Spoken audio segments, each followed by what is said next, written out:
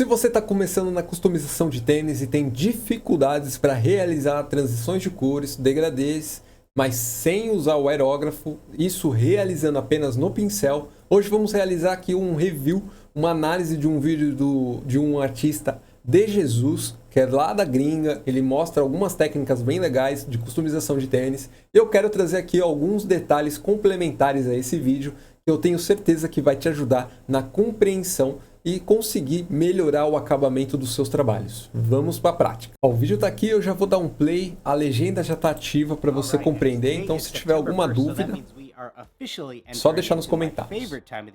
Halloween season is upon us, and what better way to kick things off than to dive into one of our most requested tutorials here on YouTube.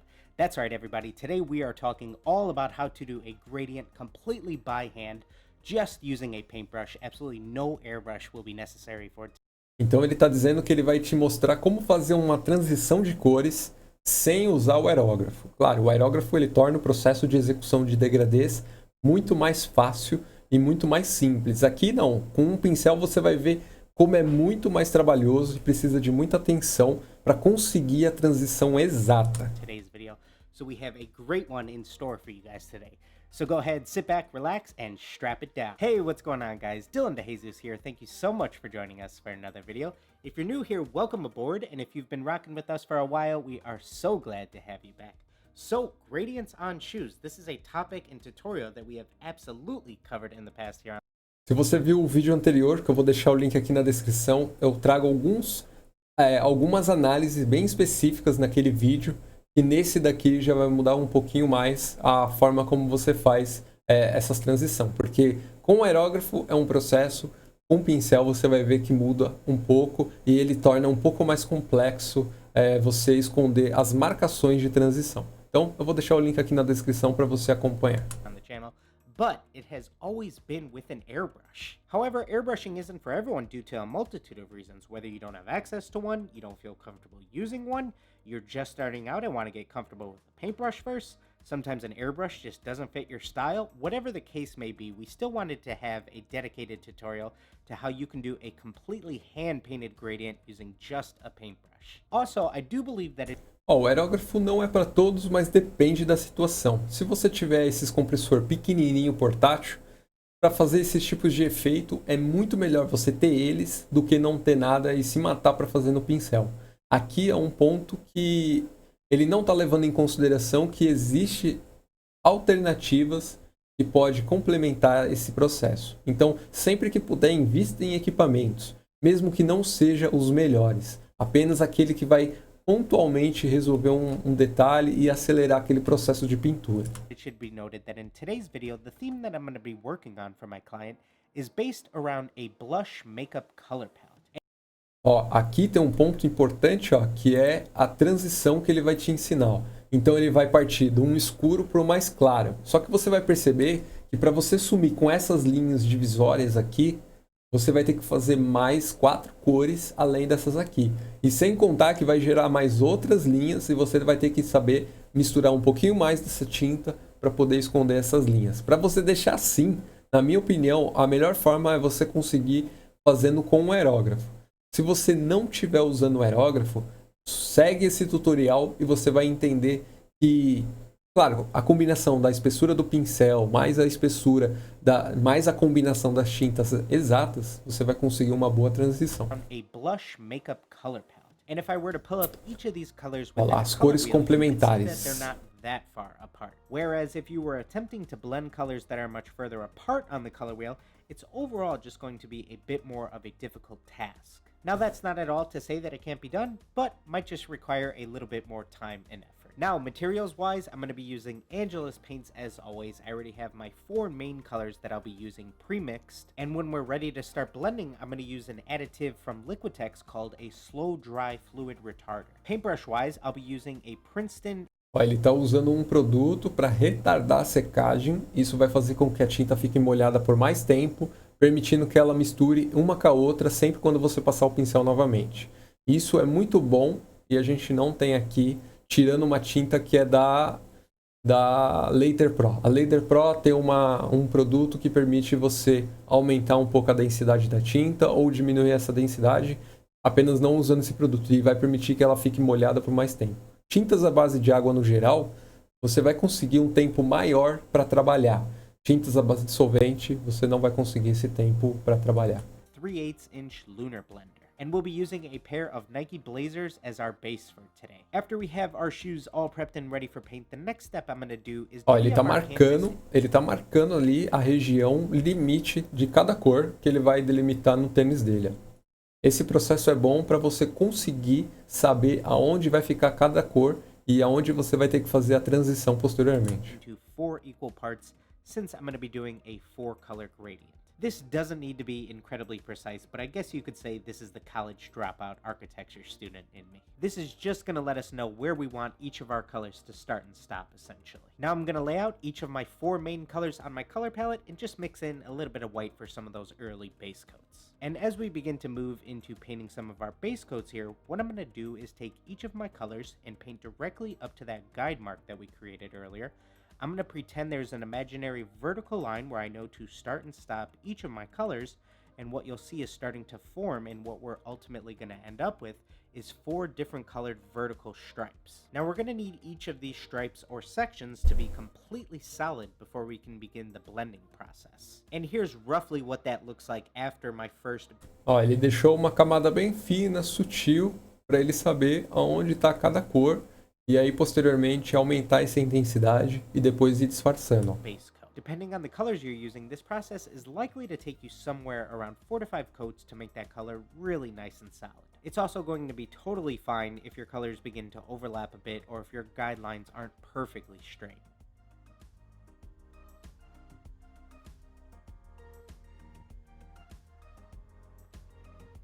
And here's how my pair looks after all of my... Ó, agora você consegue perceber a marcação das linhas. Ó. Então ele fez, igualzinho ele tinha mostrado, a paleta de cores, ele replicou no tênis. Então ele dividiu seções iguais na medida. Se você quiser seções maiores, é só você saber distribuir bem as cores, deixando sempre uma margem entre uma cor e outra para você disfarçar. Então, quando você disfarça, você perde um pouco da cor lateral esquerda e da lateral direita.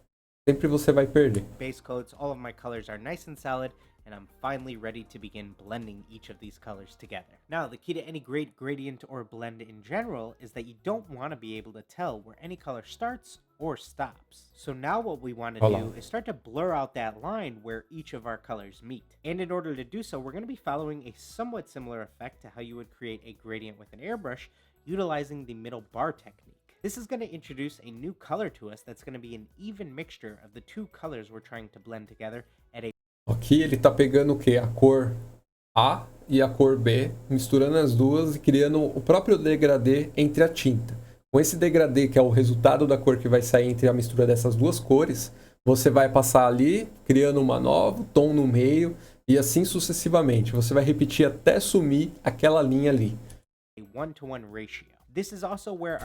E esse daqui é o ponto que faz o processo de transição no pincel demorar bastante, principalmente para desenho. Desenho fica um pouco mais intuitivo porque as regiões de pintura é menor.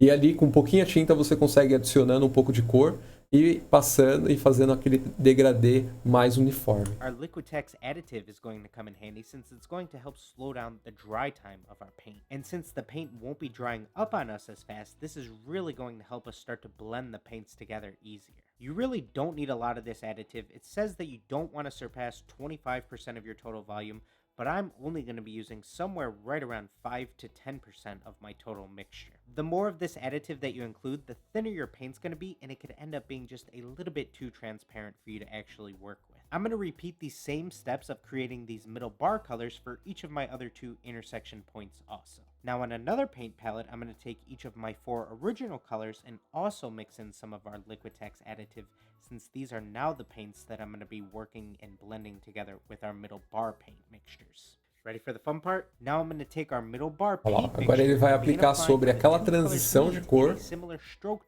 para deixar uniforme. Which is vertical in this case. I'm going to be doing that roughly about 1 inch to 1.5 inches wide. A forma como você pinta também vai influenciar no resultado. Então, sempre que você for transicionar, é na vertical. Na horizontal, você vai espalhar a tinta muito mais para longe e isso não é o objetivo. Então, sempre faça na vertical, se for assim a transição que você deseja, né? Porque você pode querer uma transição horizontal, um degradê na horizontal, né? Aí vai mudar a orientação que você vai fazer essa pincelada aí.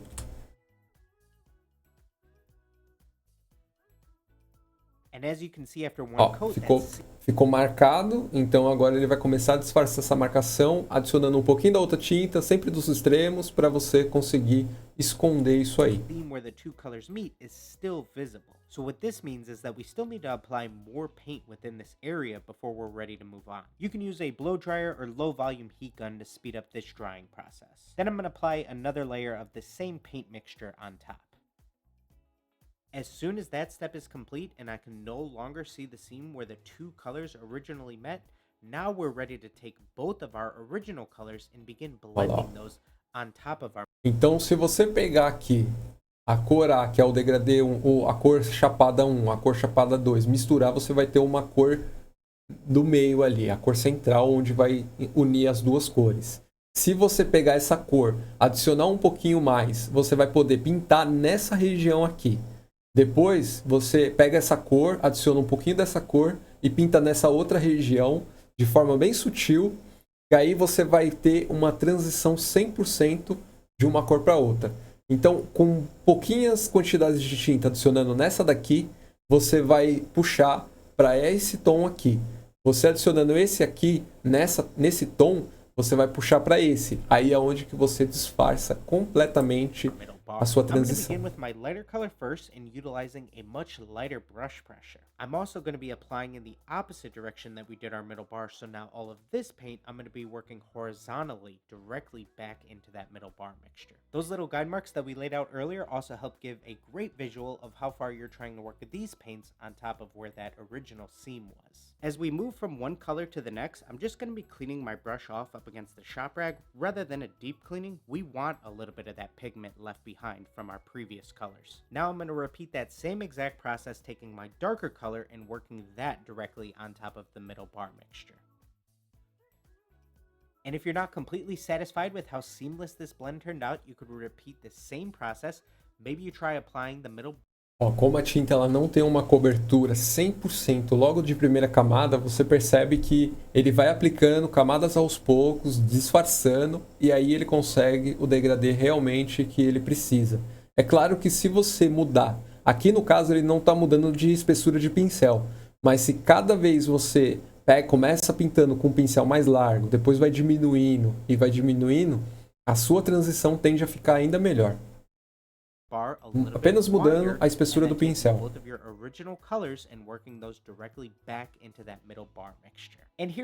Olha lá como fica perfeitinho a transição. Aí todas as cores ele vai fazer a mesma coisa. And just another little note here, any areas where that seam is a bit more prevalent, you definitely want to make sure before you move into the blending that you have that completely covered up with your middle bar color. Now let's go ahead and give you guys one final look at these Makeup Palette Nike Blazers. Ó, fica perfeitinho. Deixa eu até tirar a legenda aqui, ó. Fica perfeitinho a transição, ó. Apenas seguindo esse processo. Você marca uma cor, depois vem, mistura essas duas cores, faz no meio. Galera, não tem erro se você seguir esse processo.